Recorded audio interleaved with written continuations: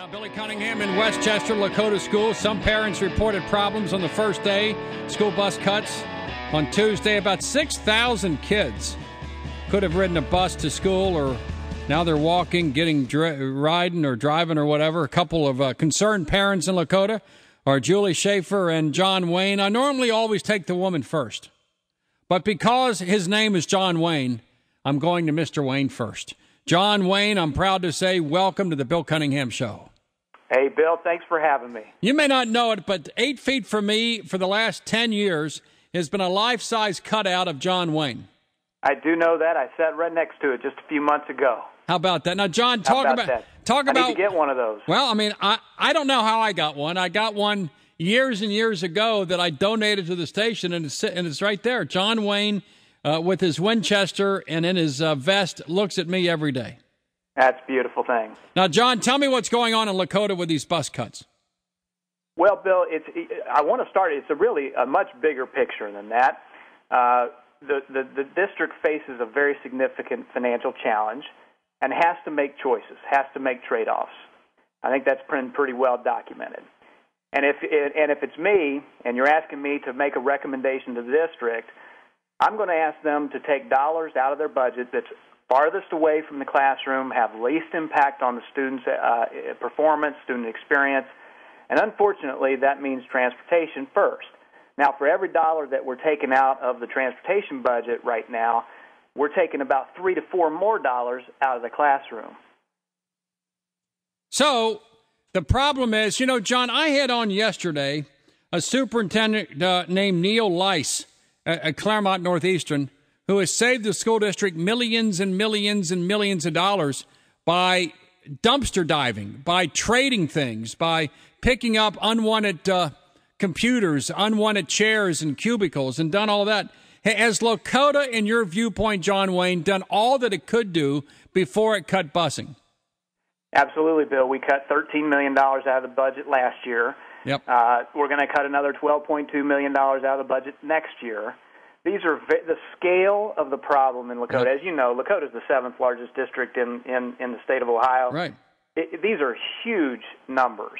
And the reality is that revenue income to the district next year is going to be less than revenue coming into the district in 2007. So it's not getting better next year? No. The income coming to the district in 2011, 2012, is going to be less than the income coming into the district in 2007.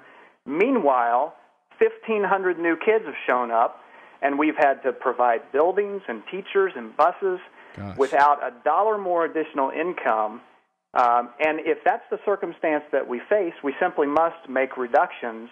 We've done all that we can to preserve the classroom instruction. And transportation is just the logical, wise financial trade-off. And as I said before, it's $2.8 million that we're removing there. It's another $9 or $10 million we're going to take directly out of the classroom. Well, the other thing is, the number you said, John, if 1,500 more kids show up and say 30 kids a classroom, that's 50. 50 more classrooms, 50 more supplies and desks, air conditioning and insurance, 50 more teachers. That's a huge number. It's a huge number, Bill. And, the transportation issue is one that's very charged emotionally. It creates difficulty. It creates all kinds of challenge, and in fact, I'm sure hardship on some folks. We have 2 high school age students that don't have transportation as of this week. That's a challenge, and I'm sure a hardship for many. But you know what? The last couple of days have gone far smoother than many ever predicted that they would, because parents have done what parents do. They figure out a way to overcome. They improvise and adapt. And I promise you that replacing the reading specialist that their child uses that isn't going to be there next year would be far more difficult to overcome than the transportation issue. Right. So it's a wise financial trade-off. It is simply a financial reality. All right, hold on. Don't move. As we continue, Julie Schaefer will join us next. And let's continue with more because of the snow falling on 700 W. Crews continue to work with an accident southbound 71 between Western Row and Fields Erdel. You've also got a wreck on Reading and Seymour, both of those involving a semi. If you're traveling northbound 75 Be aware that in Dayton, there's an accident before Wagner Ford Road that involves the semi and 3 cars, and westbound 74 at the 136-mile marker. This is just east of Greensburg, is shut down due to yet another accident. There, you need to exit at Batesville. You can take State Route 46 into Greensburg, then jump back on to Interstate 74. Chuck Ingram with Traffic 700 WLW. By Billy Cunningham, the winter storm warning is in effect till 5 a.m. on Friday morning with up to 6 inches of accumulation. Thursday night, light snow before tapering off. Up to 1 additional inch overnight with a low in the low 10s. Friday, slick, cold morning with clearing skies in the afternoon, cold around 12 degrees on 700 WLW. All right, now Bill Cunningham. Let's continue with Julie Schaefer of Lakota. And Julie Schaefer, welcome to the Bill Cunningham Show. And what are your thoughts about the savings on the bus transportation issue in Lakota? Again, I'm with John. I think that there are certainly some difficult trade-offs Lakota has had to make, and they've tried to spread it across to every sector. I think there's really no program or no area in the district that hasn't faced cuts. And transportation's one area where we as parents can contribute to getting our kids to and from school and allow some of that savings from transportation to stay in the classroom. Assuming Kasich and the Republicans must cut the state budget, which everyone says is going to happen starting July 1st. If there's a multi-million-dollar cut in Lakota, which appears very likely, where will the next cuts come from? It's hard to imagine right now because we're already seeing even, class sizes that are significantly higher than what they used to be and more challenging caseloads as these support personnel, like the reading specialists, see their positions eliminated. So I think they're going to continue to have to be amongst all sectors. There's no program that's going to be untouched. I think we're going to see more cuts in the administration than we've already seen. We're going to see more cuts in the, high school offerings, junior high offerings, and class sizes in the elementary school.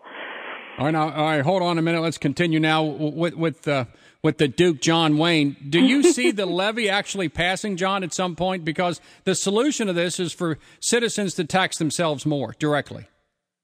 That's a part of the solution, Bill. I personally believe that obviously this is a big problem. If you get in and study these numbers, these are millions and millions of dollars a year in terms of the scale of Lakota. So many of these reductions are long-term in nature, in my personal opinion.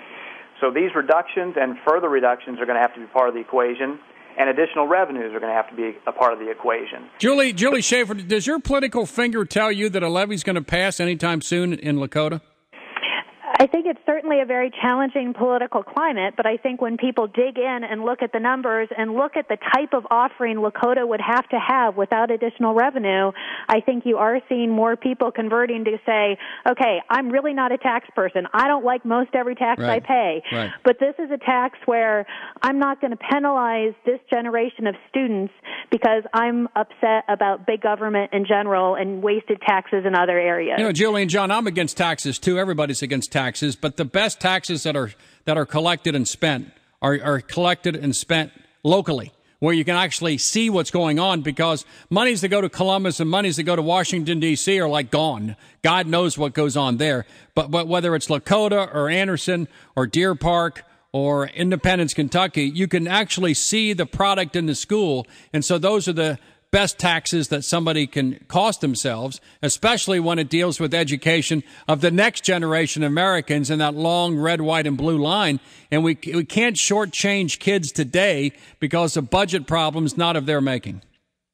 I absolutely agree. And again, I'm certainly not a household that enjoys taxes, but I think this is one investment that's worth making. And these kids are going to pay the price if people don't make that choice. And that's very unfortunate. John Wayne, when I travel the highways and the byways around Lakota West, when the levy comes up, I see these signs that say Lakota no. Is there organized opposition to this? In the last couple of campaigns, there have been a couple of different groups that organized around the opposition. And they have different points of view. My point of view is that Lakota, I couldn't agree more with your statement about the taxes. Who knows what happens when it goes to Washington, D.C. We know for a fact that from the Lakota School District, Ohio state income taxes that are paid from here, say $1.20 goes to Columbus for every dollar in state income tax that comes back into this area.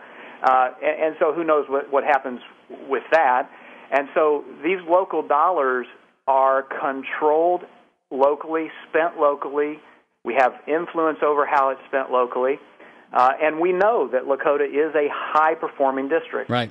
No question about it. It's highly the best. efficient district as well. If you look at any metric benchmarked against any of our like districts, you're going to find Lakota performing very well financially and obviously performing very well academically. You know, that's the thing I find about Marymount, Madeira, Forest Hills, is that you have actual districts that are excellent or superb, and you have Coach Larry Cox at Lakota West is the best, and you have individuals that are committed.